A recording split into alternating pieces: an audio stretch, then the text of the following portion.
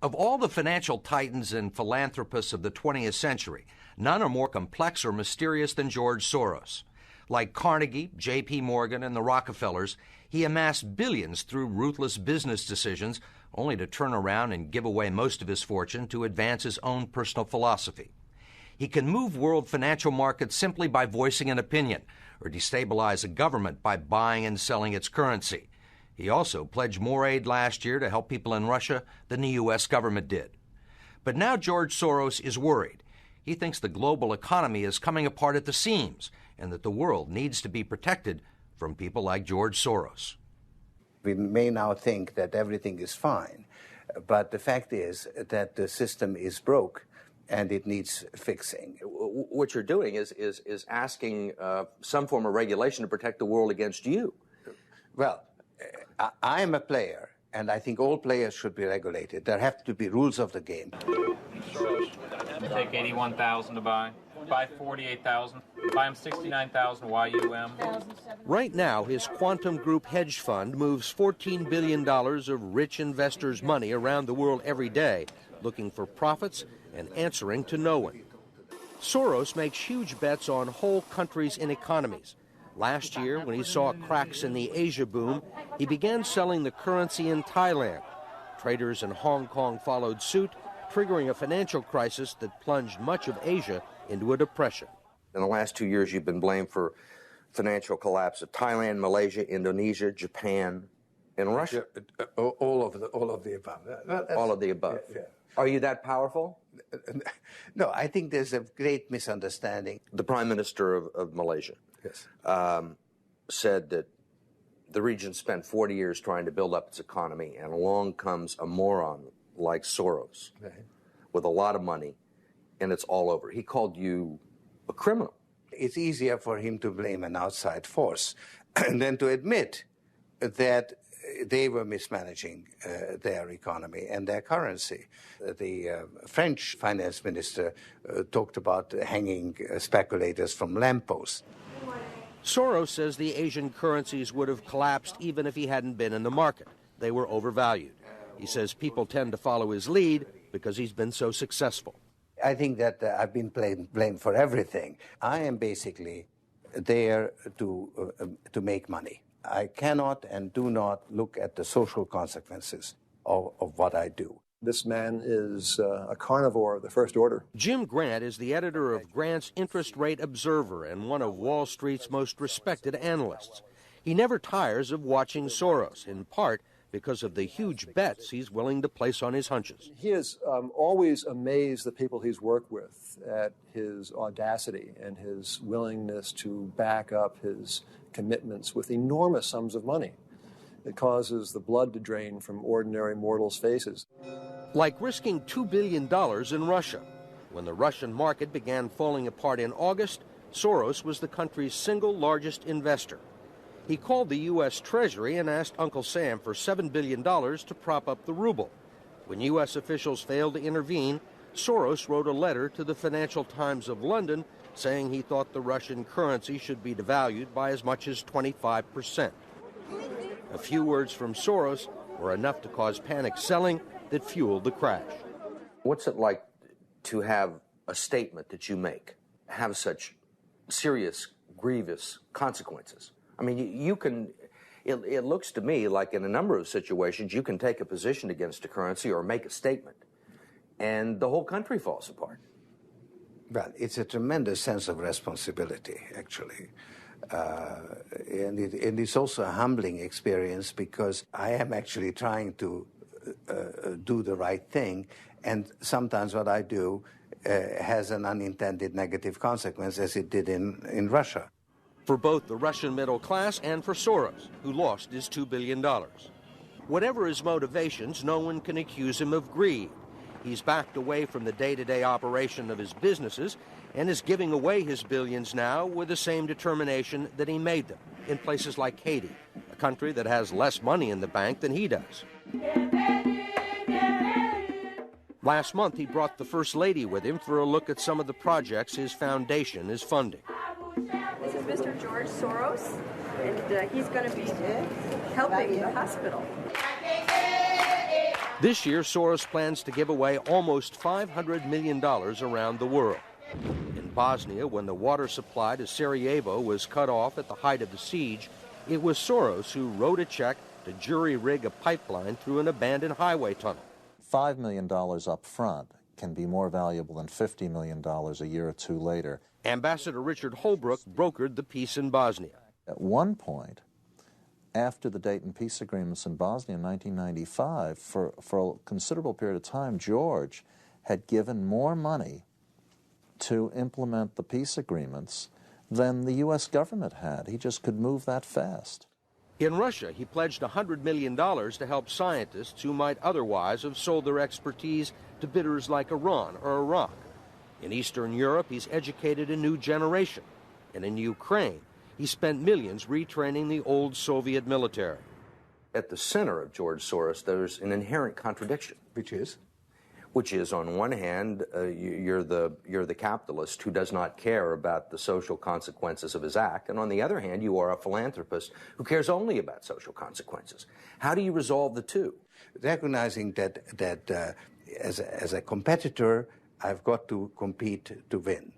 As a human being, I am concerned about the society in which I live. Which George Soros am I talking to now? The amoral George Soros or the moral George Soros? It's one person.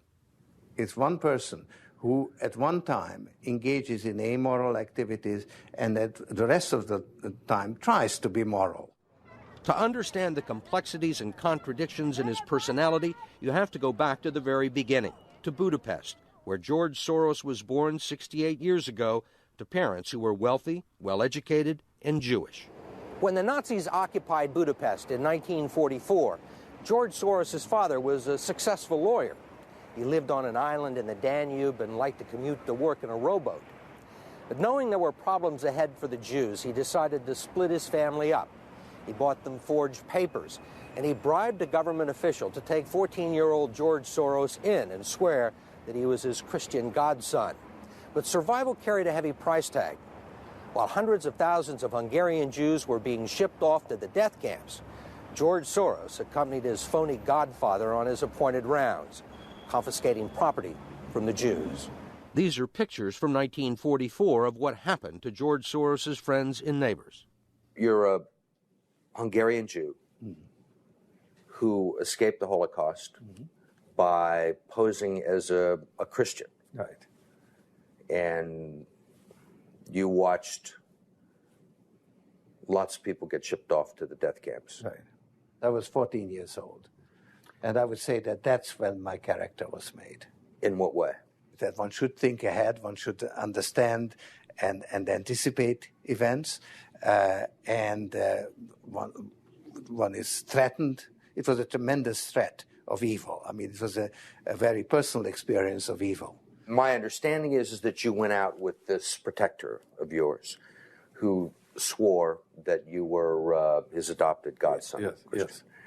Went out, in fact, and helped in the confiscation of property from the Jews. That's right. Yes. I mean, that sounds like an experience that would send lots of people to the psychiatric couch for many, many years. Was it difficult? Not at all. Not at all. Maybe as a child you don't see the connection, but it created no problem at all. No feeling of guilt. No. For example, that I'm Jewish, and here I am watching these people go. I could just as easily be there. I should be there. None of that. Well, of course, I could be on the other side, or I could be the one from whom the thing is being taken away. But there was no sense that I shouldn't be there, because that was,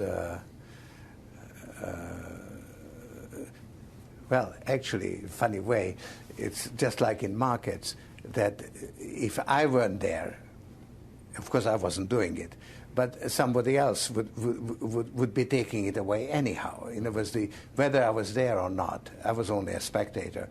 The property was being taken away. So I had no role in taking away that property. So I had no sense of guilt. Are you religious? No. Do you believe in God? No. Soros told us he believes God was created by man, not the other way around, which may be why he thinks he can smooth out the world's imperfections. When we went with him to Ukraine, he was treated like a visiting head of state and was received by the president. Then he was received by the prime minister and finally the central bank. 20% in cash. They even allowed him to look at the books and asked him for advice. Lots of people want George Soros' advice. Most recently, South African President Nelson Mandela. Actually, President Mandela asked me, how could South Africa protect itself against speculators like you? And I told him, I wrote him a memo, trying to give him the best advice I could, how to reduce the exposure of South Africa to speculative attack. That's the old stop me before I kill again approach, right? Well, you're telling this is what you can do to stop me. Whether I or somebody else does whatever is happening in the markets, it really doesn't make any difference to the outcome. I don't feel guilty because I'm engaged in an amoral activity which is not meant to have anything to do with guilt. Part of the reason he is so rich is that the Soros hedge funds operate offshore in the Netherlands Antilles to avoid scrutiny by the Securities and Exchange Commission. So even while Soros tells Congress and the Treasury that hedge funds must be regulated to stop the global crisis, he's avoiding the rules. Why is it that Americans can't invest in the quantum fund? It's an offshore fund. Why is that? Because the fund is not registered with the Securities and Exchange Commission.